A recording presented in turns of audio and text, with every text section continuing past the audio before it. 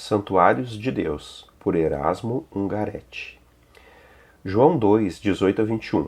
Perguntaram-lhe, pois, os judeus: Que sinal nos mostras para fazeres estas coisas? Jesus lhes respondeu: Destruí este santuário, e em 3 dias o reconstruirei. Replicaram os judeus: Em 46 anos foi edificado este santuário, e tu em 3 dias o levantarás?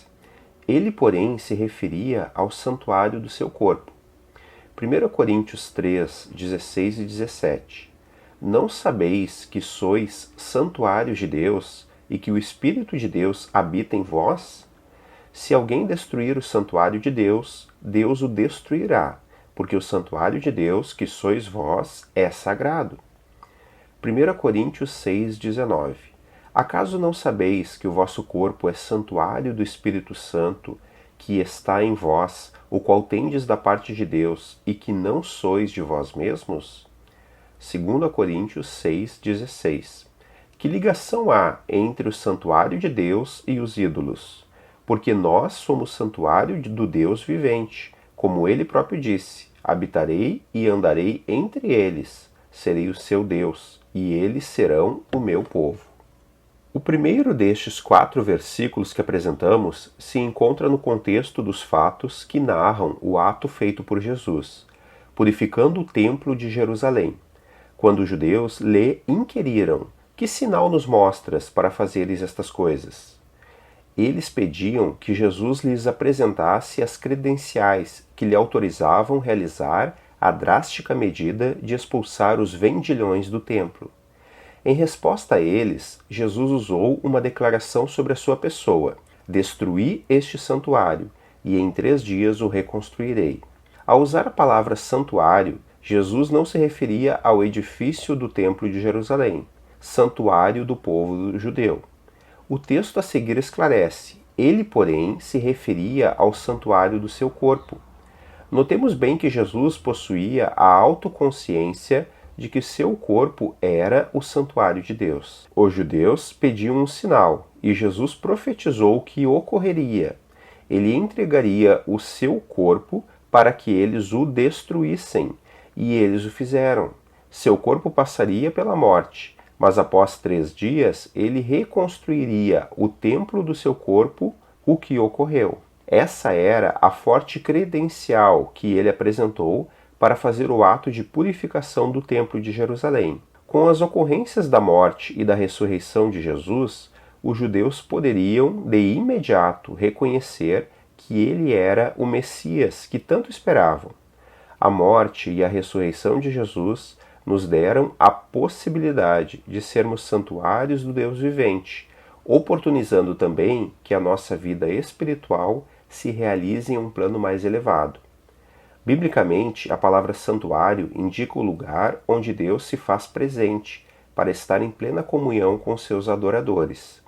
A revelação que Jesus faz sobre o seu corpo como um santuário é um forte apelo para que nós, seus discípulos, também tenhamos esse conceito sobre o nosso próprio corpo. Ser um santuário de Deus é uma enriquecedora experiência que a fé cristã nos proporciona. Jesus possui absoluta certeza de que o seu corpo físico era digno de ser oferecido ao seu Pai, pois nele não se encontra pecado algum. Com a autoridade de homem que não tem dolo algum em sua vida terrena e a de ser filho do Deus Altíssimo, e sendo o Cordeiro de Deus que tira o pecado do mundo, ele retirou todo o pecado que se encontrava em nós, fazendo-nos dignos de nos apresentar a Deus como o lugar de adoração a Ele. No encontro que Jesus teve com a mulher samaritana, ela lhe interrogou sobre qual era o verdadeiro lugar no qual Deus deveria ser adorado. A sua resposta foi: os verdadeiros adoradores adorarão o Pai em espírito e verdade. Deus é espírito, e importa que os seus adoradores o adorem em espírito e em verdade. João 4, 23 e 24. O nosso espírito, alma e corpo, criação de Deus, é o santuário que ele se rejubila ter como o lugar em que ele quer ser adorado. Assim como Jesus fez na purificação do templo, Ele nos libertou de tudo que maculava o nosso ser, fazendo-nos perfeitos santuários para Deus. Eu creio até mesmo que quando Jesus cura um enfermo, ele visa algo mais do que simplesmente dar saúde a corpo doente. Ele o faz também para que, restaurado, se torne um santuário divino. Paulo tomou a noção que Jesus possuía, de que o seu corpo era um santuário, e a transferiu à igreja, responsabilizando-nos para que sejamos um santuário vivo para o nosso Pai eterno. Nós não escolhemos ser ou não ser um santuário para Deus. Como verdadeiros cristãos, isso é um imperativo para nós. Que bênção nos proporciona o ato de nos tornarmos um santuário divino. Mas saibamos que para assim sermos, nós precisamos ter um grande respeito e cuidado para com o nosso espírito, nossa alma e nosso corpo. Nós devemos ter a mesma concepção que Jesus possuía sobre o seu corpo. Ao nos tornarmos em um santuário divino, santo e irrepreensível, estaremos atingindo a plenitude da vida cristã.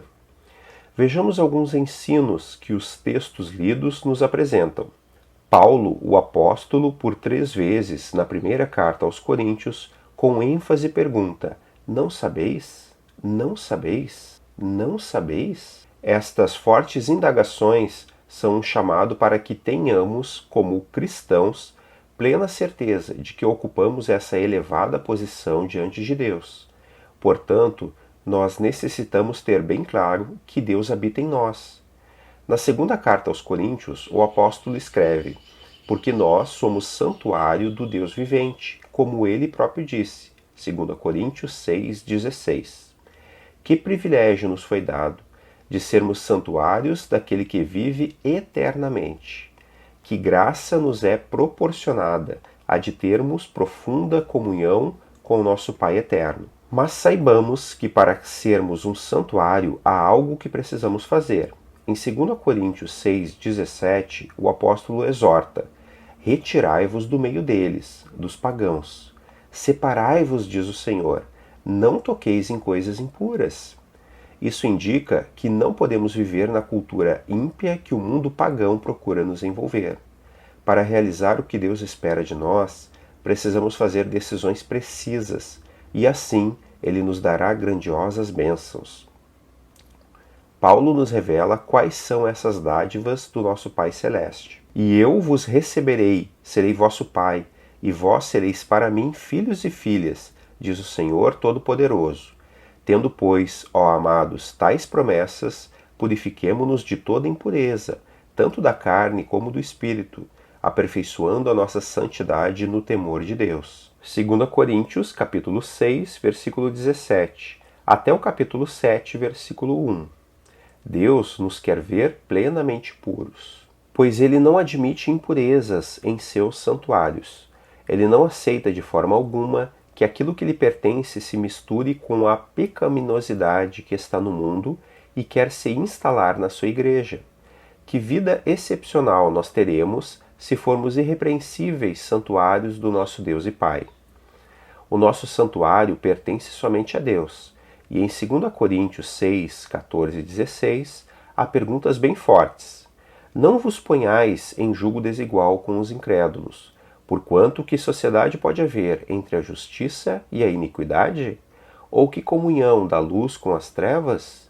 Que harmonia entre Cristo e o maligno? Ou que união do crente com o incrédulo? Que ligação há entre o santuário de Deus e os ídolos? Deus não admite misturas. Se somos santuários de Deus, tudo em nossa pessoa precisa convergir somente para Ele. Nada das trevas, nada do mundo, nada do pecado, nada do erro pode estar no santuário da nossa vida. Nele só há uma pessoa para ser glorificada, exaltada, adorada, celebrada, o nosso Deus e Pai, aquele que o Salmo 90, versículo 2, celebra. De eternidade a eternidade tu és Deus. No texto de 1 Coríntios 6,19, Paulo indaga: acaso não sabeis que o vosso corpo é santuário do Espírito Santo, que está em vós, o qual tendes da parte de Deus, e que não sois de vós mesmos? Esse texto ensina que o nosso corpo, além de ser um santuário do nosso Pai, é também do Espírito Santo. O Espírito vem residir em nós para nos direcionar na caminhada na vida que busca ser superabundante, a vida de um santuário vivo. O apóstolo acrescenta algo que precisamos aceitar com humildade. Não sois de vós mesmos. Não tenhamos a pretensão de que nós somos senhores do nosso corpo. Ele é um patrimônio exclusivo de Deus. Ele o criou e dele o recebemos para administrá-lo sob a orientação do seu Espírito. O nosso eu não pode governar o nosso corpo. As determinações que indicam como a vida no corpo deve se realizar precisam seguir os preceitos da Palavra de Deus. Isso por uma razão muito forte, porque fostes comprados por preço. 1 Coríntios 6, 20. O verdadeiro proprietário do nosso corpo é aquele que nos resgatou das trevas para a sua maravilhosa luz. Nós estávamos mortos em nossos pecados, e ele nos trouxe para a sua vida, que é eterna. Ele é Senhor, nós os seus servos. Crendo nisso, teremos uma perfeita e íntima comunhão com o nosso Criador. Tomemos consciência de que é a Trindade divina que habita em nós. O texto de 1 Coríntios 3,16 afirma: o Espírito de Deus habita em vós. E 1 Coríntios 6,19 informa: o Espírito Santo que está em vós, o qual tendes da parte de Deus. Essas afirmações são importantes. Se formos ao capítulo 15 do Evangelho de João, lá encontraremos a declaração final de Jesus aos apóstolos: permanecei em mim, e eu permanecerei em vós. No capítulo 15, versículo 4. E acrescenta: se alguém me ama, e meu Pai o amará, e viremos para ele e faremos nele morada. João 14, 23. A reunião desses textos mostra que o Pai, o Filho e o Espírito Santo, como uma só pessoa, devem ser residentes no santuário do nosso ser. O versículo de 1 Coríntios 6,20 finaliza fazendo um apelo: glorificai a Deus no vosso corpo. O nosso corpo, em todas as suas expressões, foi criado para glorificar aquele que lhe deu vida. Ele o criou para que ele o glorifique. É importante ter uma forte consciência de que o nosso corpo é um patrimônio de Deus. Ele nos entregou para administrá-lo diligentemente. Um dia nós estaremos em sua presença, face a face, para prestar-lhe contas de como nós o administramos. Lembremo-nos também que é com esse corpo que subiremos ao encontro de Jesus em sua segunda vinda, o supremo evento de nossa vida terrena. Ir ao encontro do Senhor nos ares. Nós o faremos com esse corpo, que deve ser um santuário puro e imaculado diante de Deus. Outra afirmação preciosa, já citada, que deve estar bem gravada em nossa mente é: porque o santuário de Deus, que sois vós, é sagrado. 1 Coríntios 3,17. A palavra sagrado, biblicamente, significa algo que é separado para Deus. Na carta aos Efésios, capítulo 1, versículo 4, Paulo diz que Deus nos escolheu, nos separou, antes da fundação do mundo, para sermos santos e irrepreensíveis perante Ele. Todo o nosso ser, espírito, alma e corpo, deve ser um santuário consagrado inteiramente ao nosso Pai. O que mais pode marcar o grau da nossa consagração a Deus é sermos santos e irrepreensíveis perante Ele. Em 1 Coríntios 3, 16 e 17, o apóstolo faz uma séria advertência quanto à possibilidade de nós destruirmos o santuário do nosso corpo. Esse é um fato drástico. Deus não permite que façamos mal ao seu santuário, muito menos que o destruamos. Se Deus habita em nosso corpo, não podemos destruir o lugar de sua habitação. Lembremos o apelo de Romanos 12, 1, que pede: rogo-vos, pois, irmãos, pelas misericórdias de Deus, que apresenteis o vosso corpo por sacrifício vivo, santo e agradável a Deus, que é o vosso culto racional.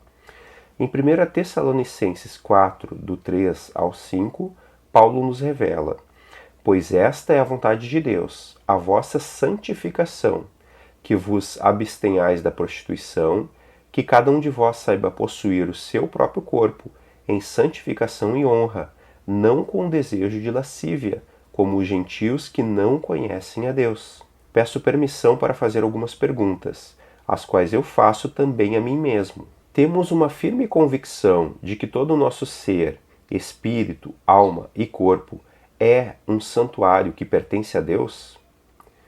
Em que estado se encontra o nosso santuário? Deus realmente o ocupa? Ele é um santuário vivo, diligente, ativo, inteiramente dedicado ao nosso Pai Celeste? Ou somos inexpressivos, indolentes, apagados? Lembremos que um dia, diante do tribunal de Cristo, nós seremos julgados pelo que fizemos com o santuário de Deus, que é o nosso corpo. Amém.